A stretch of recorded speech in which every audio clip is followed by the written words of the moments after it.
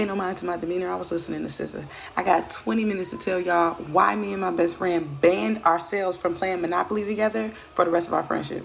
And yes, this is the best friend that tried to take me out of the game, her and her brother. There's a video up on my page, part 1 and 2. Go check it out. So we were both juniors in high school. We became friends in 7th grade. I will tell y'all the story about our friendship, the whole thing, someday, just not today. But I will tell y'all the dynamic of the relationship just for context. Trust me, it's needed.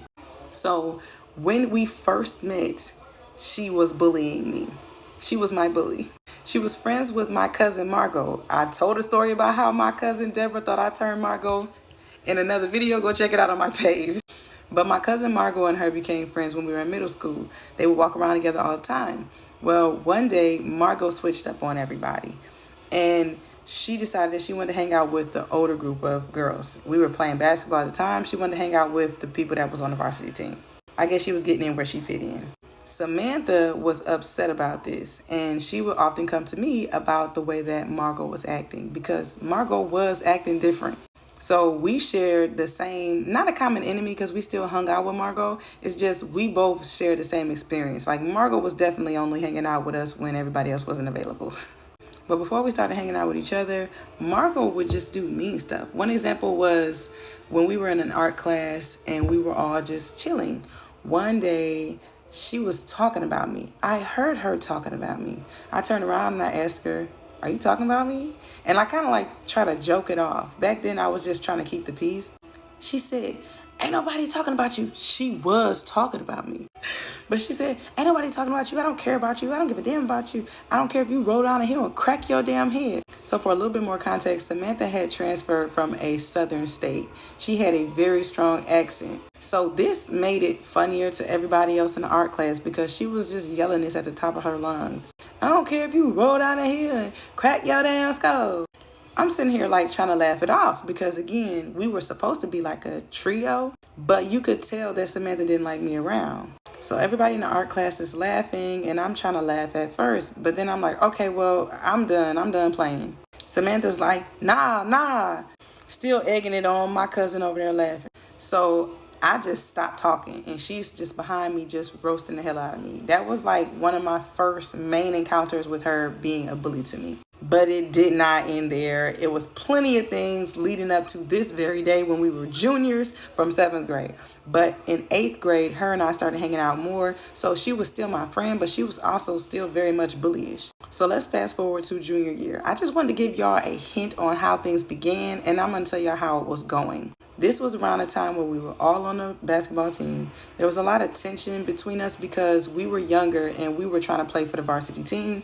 And sometimes varsity coach would give us time and sometimes he wouldn't. Oftentimes, Samantha wasn't getting a lot of playing time. But myself and Margot, we were getting a good amount of time. Now, Samantha didn't spend too much time comparing herself to Margot, but she did compare herself to me a lot. Mind you, Samantha is 5'4".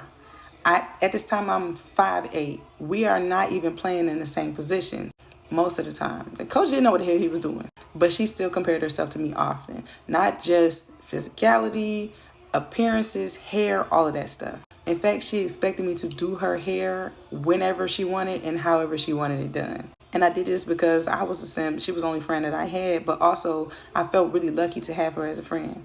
I low-key felt like she was kind of doing me a favor by being my friend because a lot of people would make fun of me. Plus, I knew I was like not like everybody else, and I felt like she was kind of the same way when it was just us, but when we was around other people, it was a completely different story. Like, she would make fun of me in front of guys, trying to be cool, trying to stand out. Also, Samantha had money. It doesn't matter where she got the money from, but she had money, and I didn't have a lot of money. So whenever she would buy a snack or something, she would share it with me. I told y'all my mom was not all the way there. So oftentimes I would be hungry. She would have something because her dad would provide, and she would give me some of whatever she had, like Bath and Body Works lotion, like liners, like deodorant, like lotion. Did I say lotion already? I mean, like oils and stuff for your hair. She would share that stuff with me. And I guess I was just the friend that showed up, made her laugh. We were laughing all the time. I would listen to her problems. I would give her advice, boost her confidence and everywhere I could. And of course, like I said, I would do her hair. And if she felt like nervous about doing something like socially, anxiety, I would go along with her and I would make things like better. But at the time, I didn't pick up on all those things that the qualities that I did have. I was just focused on the fact that I didn't have no money and everybody was making fun of me and she was the one who wasn't doing it as much, right? So anyways, that's just to give y'all a clear dynamic of what our relationship was like. It wasn't all smiles, but it also wasn't all frowns. Now, this happened before her and her brother tried to take me out, about a year before. So we're at my home, and she barely comes over my house, but I think it's just something that she just kind of had to do because of something with her father and work. I wouldn't really be as comfortable with her being over my house because I felt like she would be different acting because my brother was there. My brother, skin tone, Trey Songz, kind of looked like me, honestly. Eyes probably bigger. And he just was just that nigga. What can I say? She really liked him. And so she would act like she would act around other guys. Just kind of trying to be reserved and not be as goofy and be real strict and like not tolerant with me. Trying to be cool. But my brother's like, oh, y'all, let's play Monopoly. I'm like, bet. I love Monopoly. To this day, I love Monopoly. I never really win, but yeah, let's play Monopoly. So we set up Monopoly. And let me tell y'all the rules of our Monopoly in my house. No exceptions. We had 4 kids and 1 mom when we would play Monopoly. So we don't have time to be just like waiting for somebody to realize that they owe somebody money. No go backs, no re-rolls. Have it in a certain spot, both dice on the board. Very strict. Very tight. And one of the biggest rules is if you land on somebody's property and they don't notice it before the next person in line rolls the dice, you don't owe them no money. Period. So we're playing and I'm excited. Like I just talk smack. I don't do it as much because people be sensitive. But I was talking smack. Like I said, I don't be winning like that. I just don't care. I just love the game, man. I love the game. So she's getting spanked. My brother's ahead, I'm second, and she's third. She's getting spanked. Wet bottom spanked.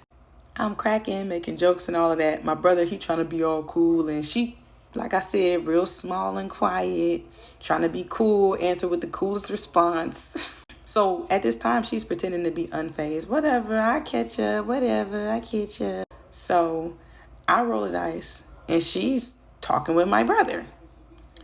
I land on her property. Like I said, she's Baroque. MC Hammer broke. She is the person next in line to roll the dice. Not even somebody else. Fair game. I don't say nothing. My brother's still talking to her. She talking to him. All smiles. She takes the dice. Give me the dice. Give her the dice. She shakes them. Rolls them. Watch y'all. I'm going to catch up. Hold on. The dice already done hit the board. I said, go your 5. Go your 5. No, you owe me money. I said, oh no. The rules don't change just because you ain't got no money right now. I said, you got $15. You better make do. Nah. You owe me. She looking on her cards and stuff.